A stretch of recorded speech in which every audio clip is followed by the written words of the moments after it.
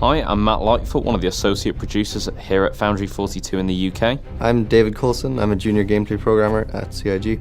Andrew Nicholson, tech designer at Foundry 42. All right, my name is John Pritchett. I'm a senior physics programmer here at CIG. I'm a flight model specialist. I work mostly with the spaceships and really any control systems for different types of vehicles, EVA, missiles, that sort of thing. So Gravlev is a system that forms part of our flight mechanics.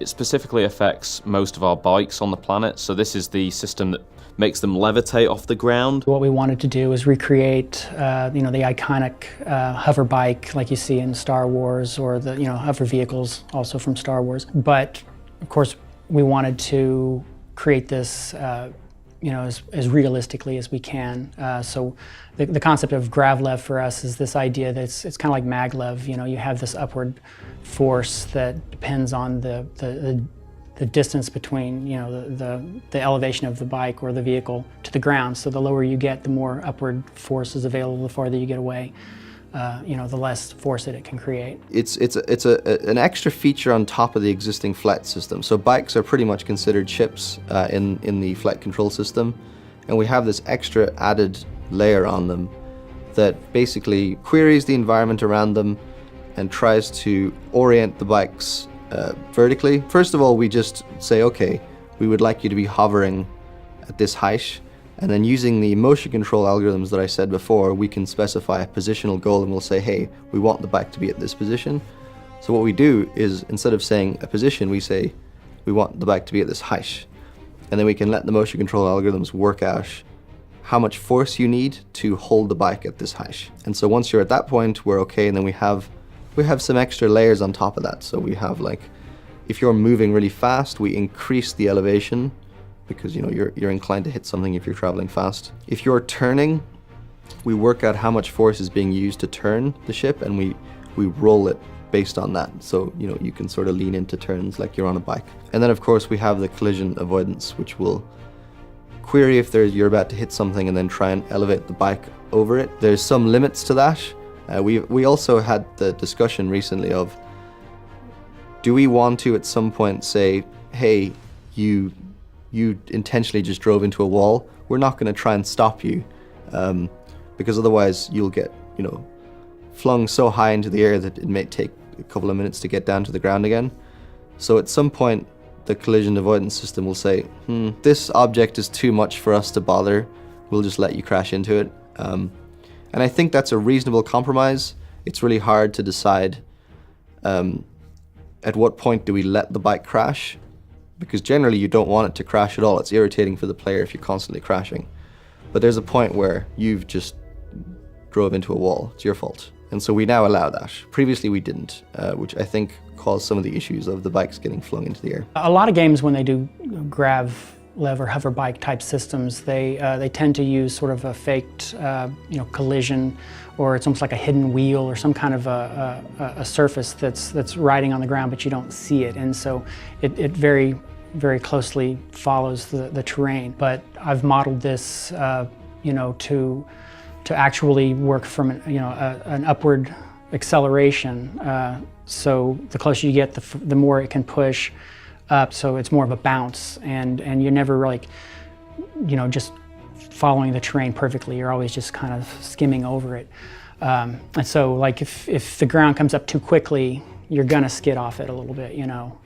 It's not perfect. I always actually try to design the control systems for our vehicles as realistically as possible, so that I have imperfect information, and so I'm not cheating. So in the case of a Gravlev vehicle, you have sensors that are able to detect your proximity to the ground below you, and then also looking out ahead to kind of get a sense for what's coming.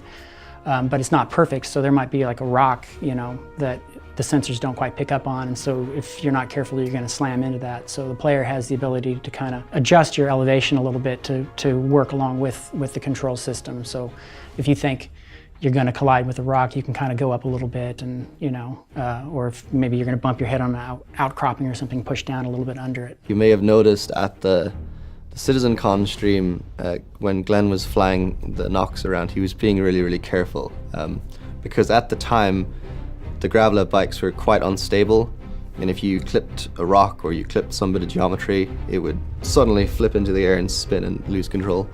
With the sort of vague goal of they don't feel really good and they lose control, I was tasked with figuring out why and trying to address some of those issues. And so we immediately, like John helping out, we went in and tried to take an overview of the whole system and figure out, what could be the problem.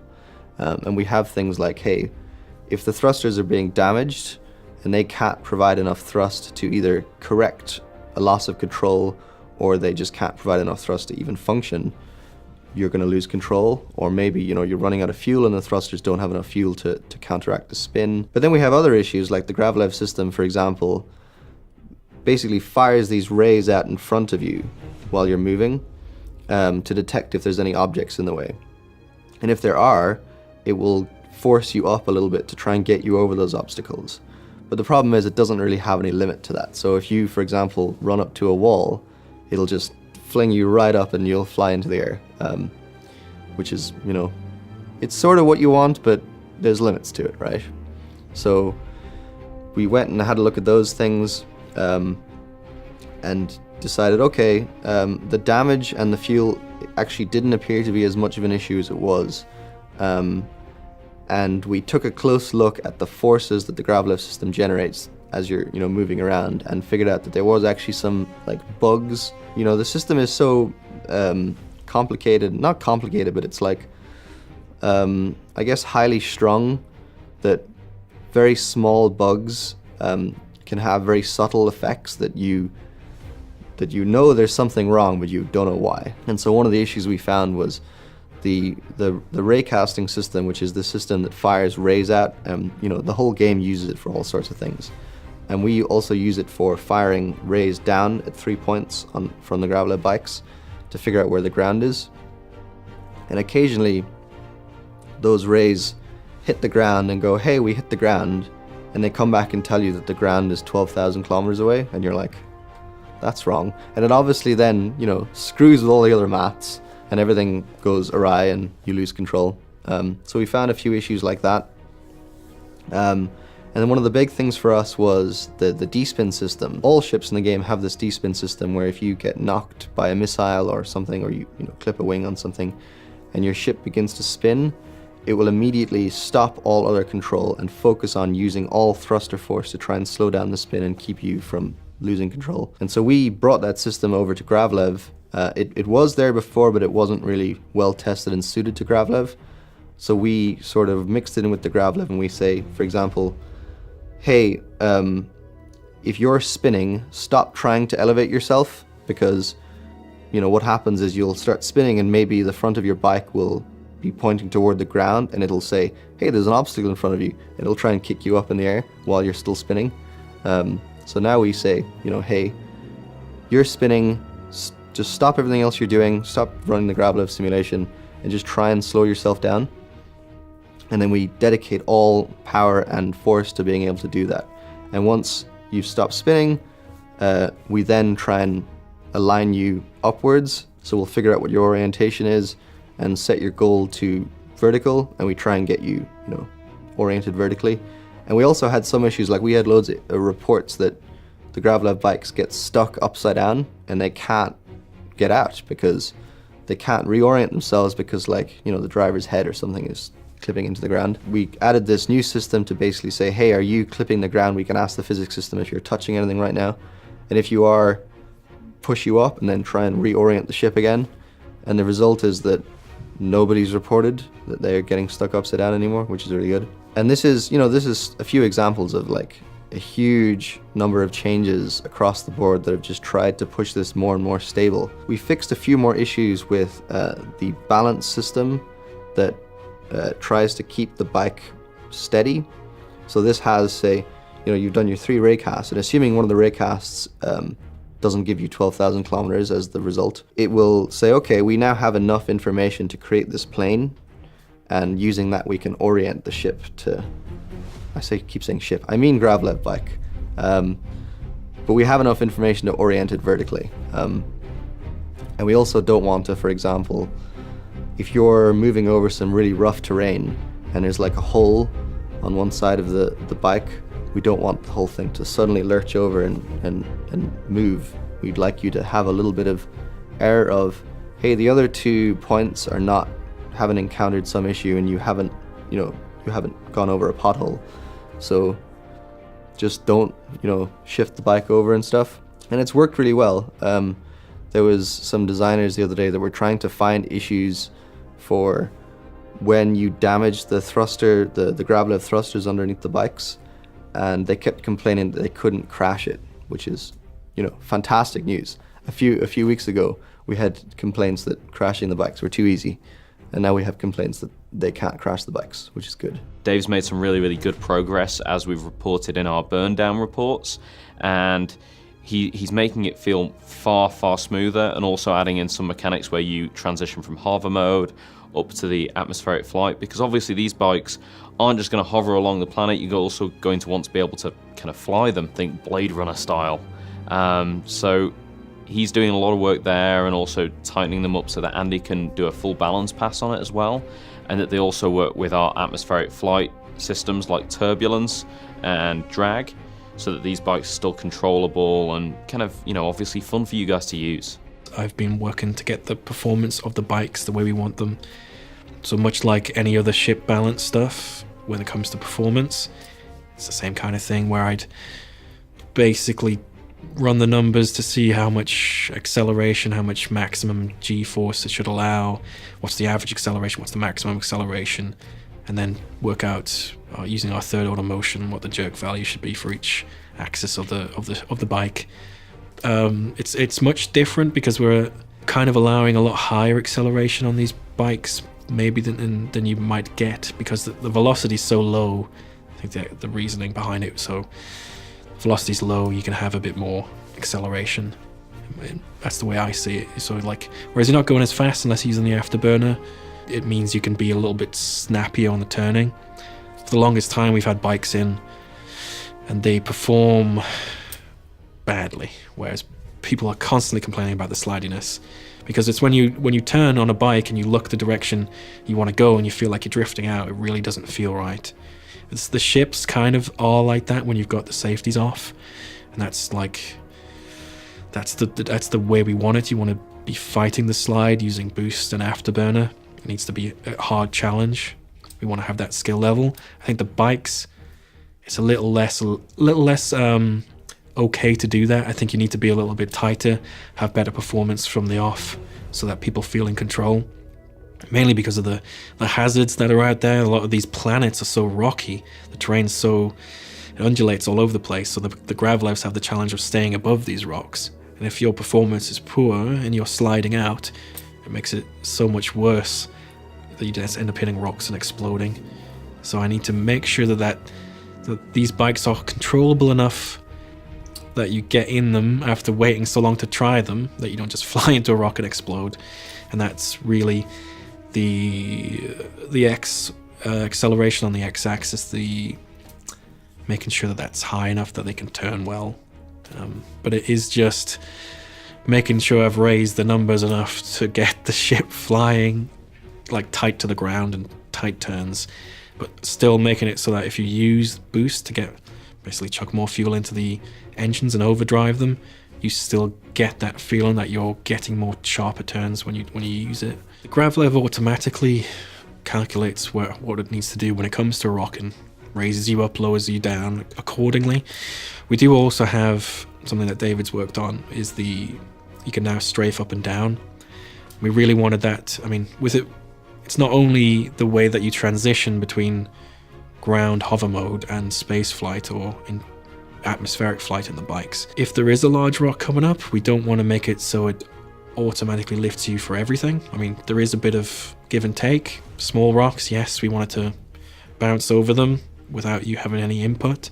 But if you're coming towards a large rock, you do have the ability to strafe up to get higher and dodge that. It's really important that we had some player input to control this stuff, so it isn't just purely whilst yes, automation is good with some of this stuff, you having player input matter with the Gravlev is important too. Gravlev vehicle tends to so far has always been also a normal flight vehicle. So it has thrusters that can control it on all 6 degrees of freedom, just like any vehicle. But when you go into Gravlev mode, it's basically removing the upward thrust and downward thrust, and because this is a more efficient way to travel across land. All the upward force will be generated by the Gravlevs, and all the downward force will come from gravity.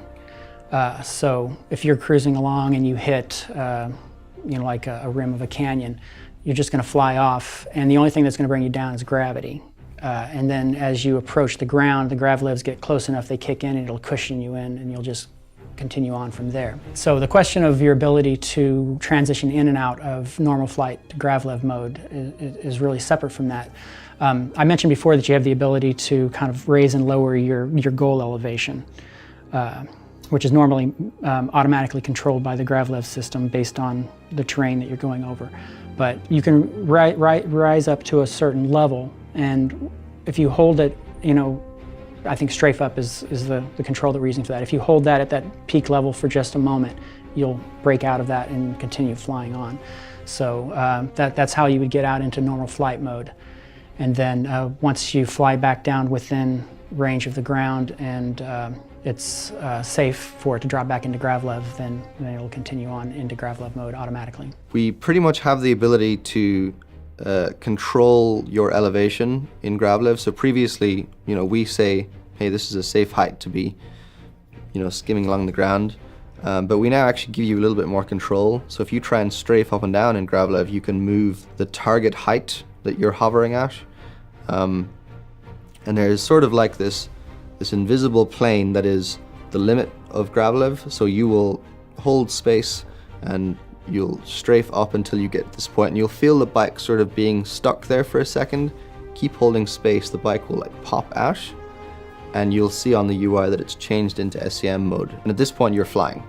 So you can lift up and you can fly around, you can go to much higher speeds because you're effectively a plane at this point. You can fly around, you can go wherever you want, and past that point, if you want to return, you need to go below this artificial plane that you popped out of. And the system automatically pops you back in. And you can't, for example, accidentally pop out of that system by, if you went off the edge of a cliff, we won't kick you out of Gravlev, even though you're, 20 meters in the air. So you'll fall back again. And this was sort of a decision to not confuse players, that they're constantly changing the handling. Like if you pop the player out of Gravlev mode, their top speed suddenly increases because they're a plane. And it could be quite confusing if this happens without the player's intention. So we ask you to explicitly say, hey, I want to actually fly right now. And at that point, you'll pop out and you'll fly away. And this is, from the atmospheric flight point of view, this has added the new challenges of having the bikes control reasonably well in atmospheric flight. They're really small and they're easy to push off course. And so there's not really a lot of, not a huge amount of force that's required to make them lose control or spin in atmosphere. And so we have to sort of more carefully decide how to apply the atmospheric forces when you're flying like that. And it also means we can do other things with the Gravlev bikes, where we can, first of all, you're sitting on the back of the bike, right? So if you try and go into space on a Gravlev bike, you can. But it's not the intended design. What we actually want is for you to burn up and be killed by the move to space. So what we would want you to do then, and this is what the intended design is for you to say, come in with your cutlass or your constellation or something, and you're flying up high, and the bike comes out of the back of your cutlass, and you could fly it and have full control all the way down to the surface, and then as you rejoin the surface, it'll pop into hover mode and you can skate along like you're on a bike. So it's quite interesting what happens on the reverse when you're going a really high cruise after burner speeds and you come into these zones where you want to switch to hover, and how the ship deals with the deceleration, which is basically using its own hover mode deceleration rather than its flight mode deceleration. So there will be these periods where you come into land, cross the threshold, change to hover mode, and you're going to have to take a while to slow down. So you have to really judge how much space you have when you make that transition. atmospheric drag, and these things actually come into play with Gravlev vehicles as well. It's not just spaceships. So the higher up you go, the more drag comes into play. So the idea is that when you're in a Gravlev mode and you're really hugged up tight to the ground and your Gravlevs are working, it's sort of in I call it terraplaning, but it's like a drafting mode almost. It's like decreased drag, so you can slide very, very easily when you're close to the ground. And so, especially when you start looking at afterburner speeds, you're not going to be able to reach those speeds when you're at higher elevations, because the drag is keeping you back, holding you back, and you're reaching terminal velocity. So you really only reach those speeds when you're on a nice flat, and you're not bouncing up into the air. Definitely benefits you to read the terrain and stay down and avoid jumps, and try to stay tight to the ground for long stretches, and that's where you really get flat out cruising. It's going to be very important in racing, because the difference between, going over a jump and the drag pushing against you is going to slow you down versus somebody who maybe takes a different course, then, they'll get an advantage in that moment. So I think that'll result in a lot of sort of, give and take in these races. So the bikes are a better option when you need to get somewhere quickly and you aren't that bothered about risk and people engaging you. Obviously they're quicker than Rovers, but Rovers have a turret on top for defense, and they also have total cover around the pilot and the co-pilot, or driver and co-driver as the case is. So it's just to get somewhere quickly without much armor, really. Gravlev's really, really important to us because with 3.0, obviously we're implementing the procedural planets, and you guys need a way to be able to travel around these planets quickly that isn't just your ships. We've got the rovers, which are fairly slow but well protected and give you plenty of tactical options. But then we've also got the bikes that are lighter armored. You're easier to be killed. And the Gravlev is kind of the system that sits with those bikes mainly. Because we've got the planets, those bikes need Gravlev and a system to keep them hovering without being flung off into the atmosphere in low-G environments. What I love about terraplaning is that every now and then you're cruising along and you reach a flat, and the bike will just settle down really low. And when you recognize that, you punch the afterburners and you just start cruising at a speed that you can't reach any other way. And then once you're going at that high speed, you're white knuckling it. You're really kind of reading the train coming up, because any little bump's going to send you up into the air, and it's going to the drag is going to slow you back down. Currently, the Gravlev system is feature complete. Any extra work is pretty much polish. We have some, for example, it can be quite difficult when you're traveling at high speed in a Gravlev bike to shoot people because they have guns on the front. And so we had this idea that we would allow you to have a bit of pitch control, so you can move the ship like this, which you can't do at the moment. But it would mean that you have a little bit more range to shoot your gun. So we're going to do that. But past that point, it's feature complete and we're quite happy with it. Extra work is just making it feel really good and making it ready for prime time and polished enough that everyone can use it quite easily. But aside from that, the system we're really happy with where it's at, and we're satisfied that it's finished. It's a lot of fun, yeah. It's like every Star Wars fan's dream, isn't it, to get on a speeder bike, fly across the planet.